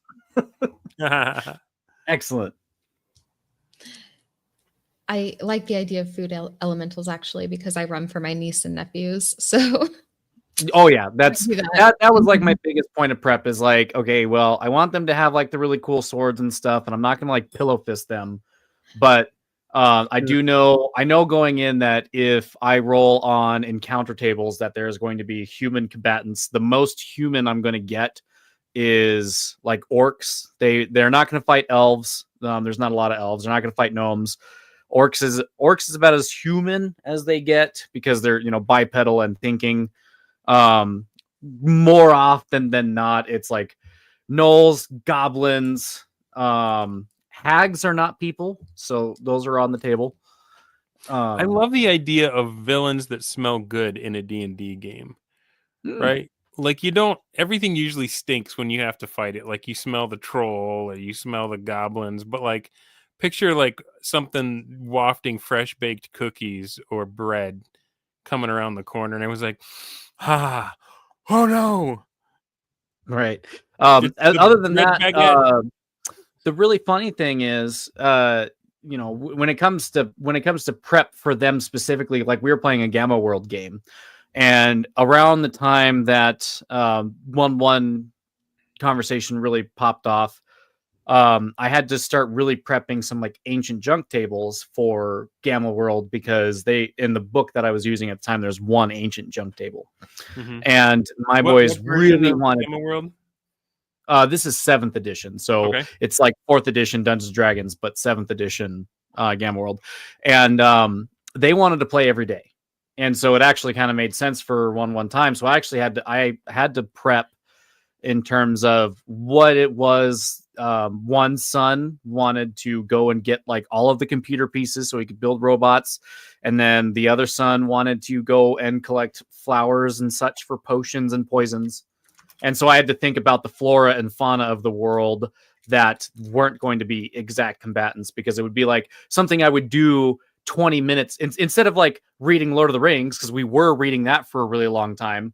They were like, no, we want to talk about what our characters were doing. So they would like pretend what their characters were doing in between sessions. And so I'd have to figure out, okay, well, what were you guys doing in between sessions? And that was interesting. Luckily, I was able to put a dungeon nearby, and they kind of go into that every once in a while. But it's been a while since we've been able to play that because we've been playing the Shadow Dart game now. I Right find on. that that's actually the biggest the biggest thing that drains my prep time is figuring out what players are doing in between sessions and adjudicating that. I've it's gotten better recently since I have a couple other people who adjudicate downtime also, and it's not just I'm not the bottleneck anymore, so that helps. But I'm still a lot of times the bottleneck. So, but yeah, no, figuring out what players are doing in between sessions and how it interacts with everything, like oh, we got to roll for complications. We have to figure out like how much money did you win here.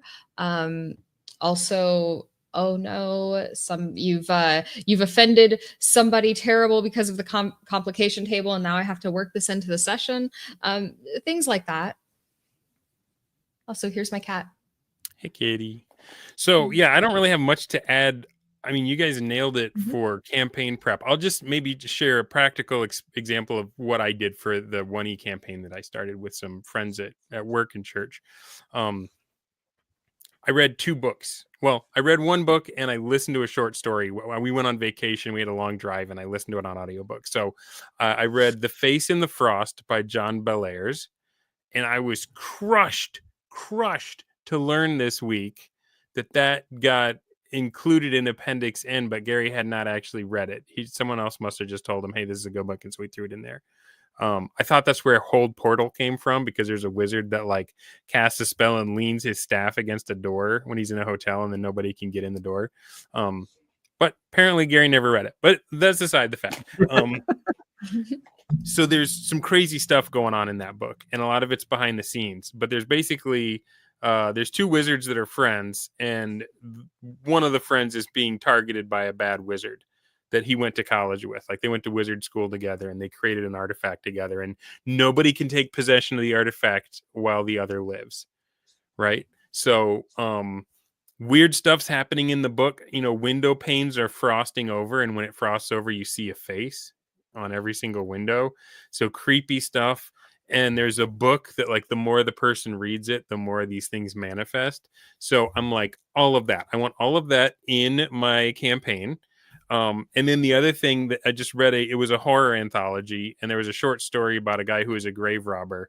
And when he broke into the grave, like, there was a tunnel leading away from the casket.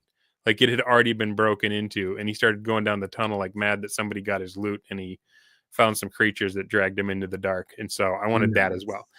That's So just a short story and a book. And so I'm like, that's the what's going on.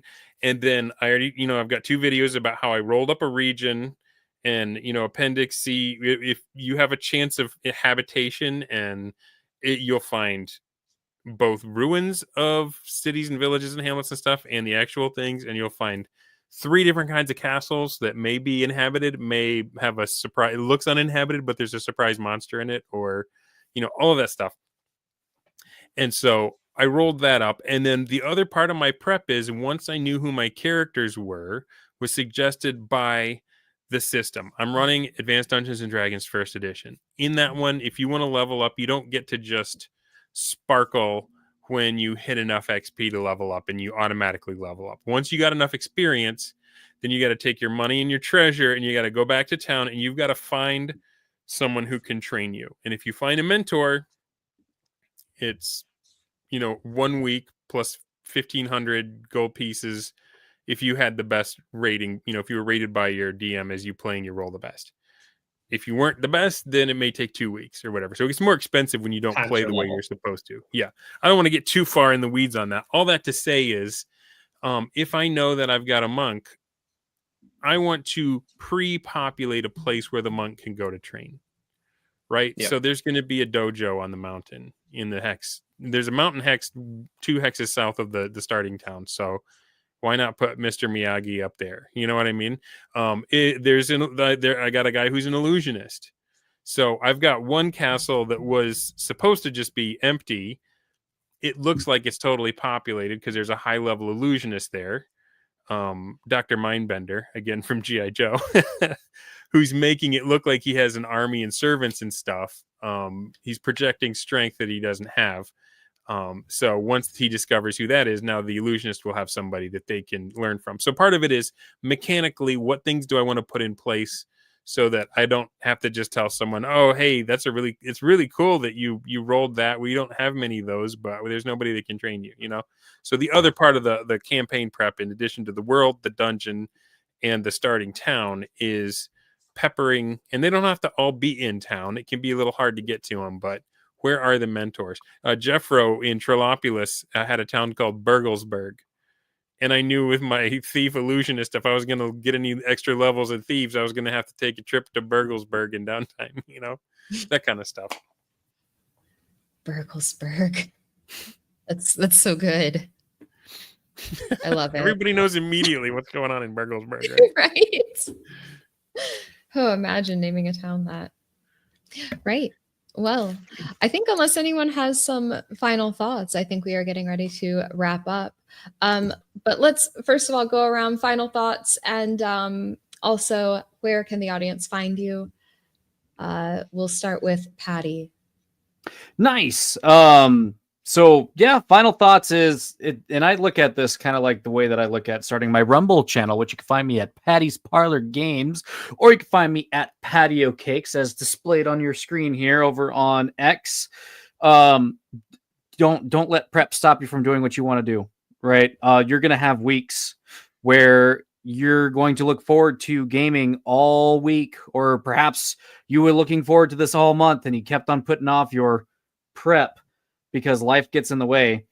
It is so much better that the game gets played one way or another than no game gets played at all. I mean, really, especially if you are fortunate enough to play in person and you schedule these things, play the game, because you, like I said earlier, it's like, just because you can't think of like the coolest thing in the moment doesn't mean that people aren't going to enjoy the time spent together. Play the game. And like I said, and I talk about that kind of like with my Rumble channels. Like, I started with like my webcam and a really just cruddy internet service. You just got to do it, man. You'll get better as you go. You know, you don't have to be the very best at everything that you do from the very moment that you try it. It is, I mean, it really is just a game. It may be the greatest game ever made or the greatest concept of game. If you don't play Advanced Dungeons and Dragons, perhaps you're playing something else. But yeah, don't let your lack of prep kill you or kill your players' ability to actually play the game, because that's really what matters. Well said. And play raw. And Mike, you want to go? Yes. I want to start by saying thank you for the house, Harmony Ginger. Thanks for hosting. This is so fun. I love doing this with you guys. I like hanging out with you guys. I got to meet Patty for the first time. Yeah. Awesome. Thank you. I am on YouTube, Scudderfer_Mike. We do solo plays. We talk about gaming philosophy. You learn about the Bro SR, the Bro XT. I have a Substack. You can find the link of that on YouTube. I don't know the actual link. You could probably just search Scudderfer_Mike on there and find me. I'm on X at MICPEWPEW. It is a hint to my name, but actually, I don't know how to. If I wanted to change it to Scudderfer_Mike, I think I have to like get a new account, and I'm not doing that. So I've actually been growing a lot on there recently, and I don't know why, but I've like doubled my followers in like a month. So it's because that's you're really not fat cool. and gross anymore. Yeah, that's what it is. Yeah.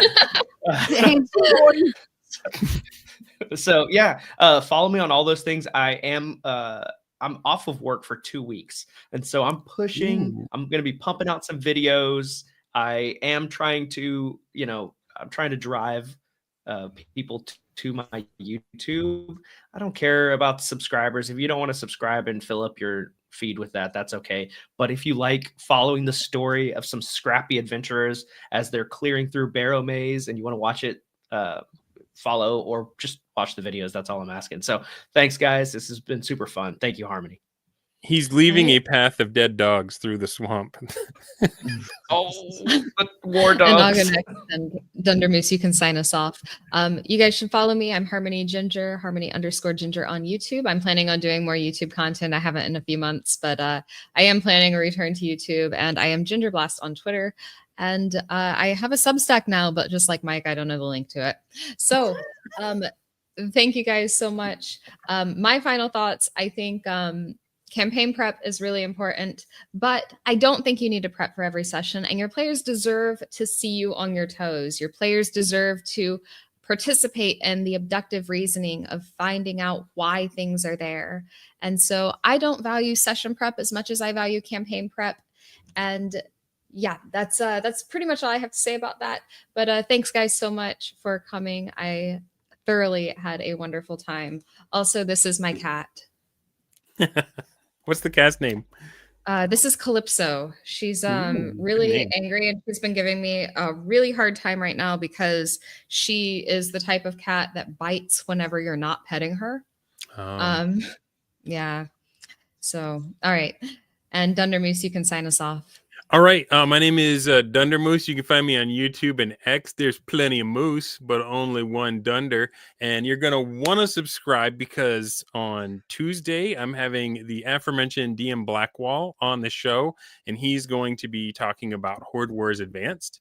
And then back to back, Wednesday night, Scudderfer_Mike is going to be coming on his Dundermoose debut, the only guy on the screen who hasn't been on my show yet. So we're going to fix that oversight right here and now. We're going to hear about the Bro XT. We're going to hear about his 1E campaign. You got a lot of irons in the fire right now. So we're going to talk about that stuff. And I don't know why Patty's giving us a thumbs down. I don't know.